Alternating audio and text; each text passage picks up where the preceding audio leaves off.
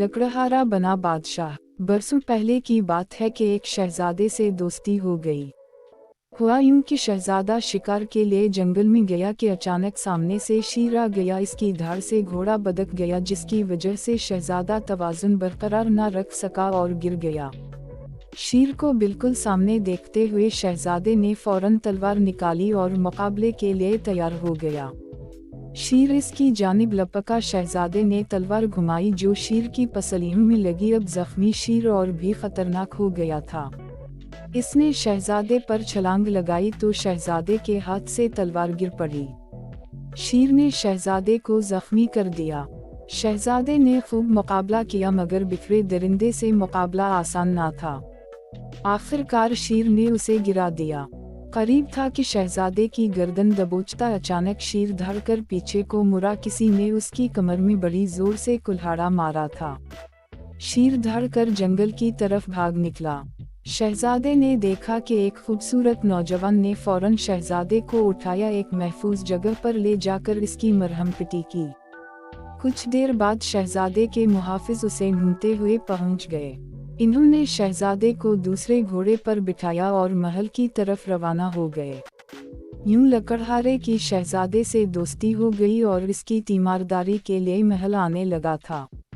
शहजादा इसे पसंद करने लगा था क्योंकि वो ज़हीन, अक्लमंद और बहादुर था, लेकिन बादशाह को उसकी दोस्ती एक अंक ना भाती थी।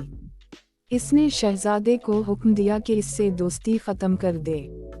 शहजादे ने एहतजाज किया कि वो मेरा मुहसिन है और बहुत अच्छे अखलाक का मालिक और ज़हीन इंसान है। गरीब होना कोई जुर्म नहीं, ऐसे समझदार से दोस्ती का हाथ बढ़ाया है। अब मुझे ज़ेब नहीं देता कि इससे ताल्लुक़ तोड़ूं। बादशाह ने हुक्म जारी किया कि उसे और इसके खानदान को मुल्क बदर कर दिया जाए। इन एक फौजी दस्ता लकड़हारे को बेयार व मददगार सरहद से बाहर छोड़ आया। कई दिनों की मुसाफत के बाद वो भूखा प्यासा एक बड़े शहर पहुंचा, जहां खुले मैदान में बड़े चबूतरे पर बड़ी बड़ी पगड़ियों वाले बहुत से सरदार, अमरा और ताजिर बैठे थे, जिनके सामने मेज पर पिंजरे में एक परिंदा था। लकड़हारे ने इस बड़े और आलीशान मजमा का सबब पूछा तो मालूम हुआ कि कल उनका बादशाह फौत हो गया। आज यह नए बादशाह का इंतखाब होगा। जारी है। कुछ लम्हों में चबूतरे पर रखा पंजरा खोला जाएगा। इसमें बैठा परिंदा जिसके कंधे पर बैठेगा वही हमारा बादशाह होगा। लकड़हारा अरसलान ये दिलचस्प मंजर देखने लगा। किस्मत की खूबी, जब पंजरा खोला गया तो परिंदा उड़कर अरसलान के कंधे पर आन बैठा। लोगों ने तालियां बजाईं और अपने नए बादशाह को महल ले आए और रसूमात की अदायगी के बाद बादशाहत का ताज अरसलान के सर पर सजा दिया गया। यूं मेहनत व मशक्क़त करने वाला नेक दिल और बहादुर लकड़हारा बादशाह बन गया।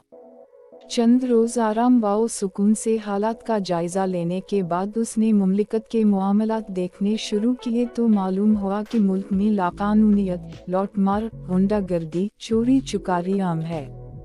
बेतहाशा करप्शन और रिश्वत सतानी का बाजार गर्म है। बासर जालिमों से किसी की जान व माल महफूज नहीं। बादशाह के दरबार में रोज़ाना दरख्वास्तें देते हैं, मगर राशि दारोगा बादशाह तक नहीं पहुँचने देता। रिश्वत के बगैर कोई काम नहीं होता।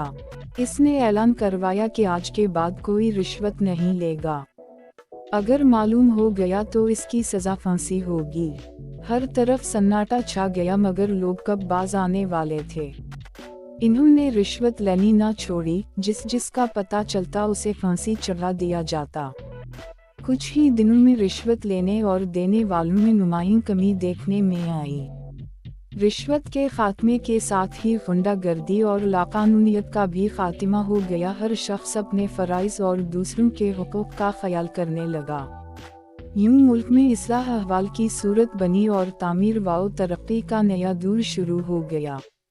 रियासत की तामीर व तरक्की की शोहरत चारों तरफ फैली तो अरसलान को मुल्क बदर करने वाले बादशाह ने इससे मिलने की ख्वाहिश का इजहार किया। अरसलान ने अपना वली अहद लाने की शर्त रखी। बादशाह अपने वली अहद यानी शहजादे को लेकर बादशाह के दरबार में पहुंचा तो अपने दोस्त को देखकर हैरान रह गया। इधर बादशाह भी उसे देखकर परेशान हो गया।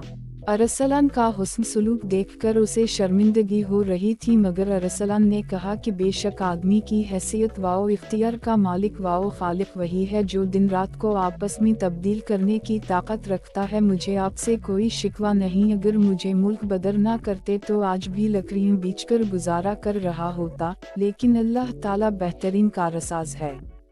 प्यारे बच्चों, आप भी मेहनत का दामन हाथ से ना छोड़ें, इसलिए आपको भी मेहनत करनी चाहिए ताकि आप भी कामयाब जिंदगी बसर कर सकें।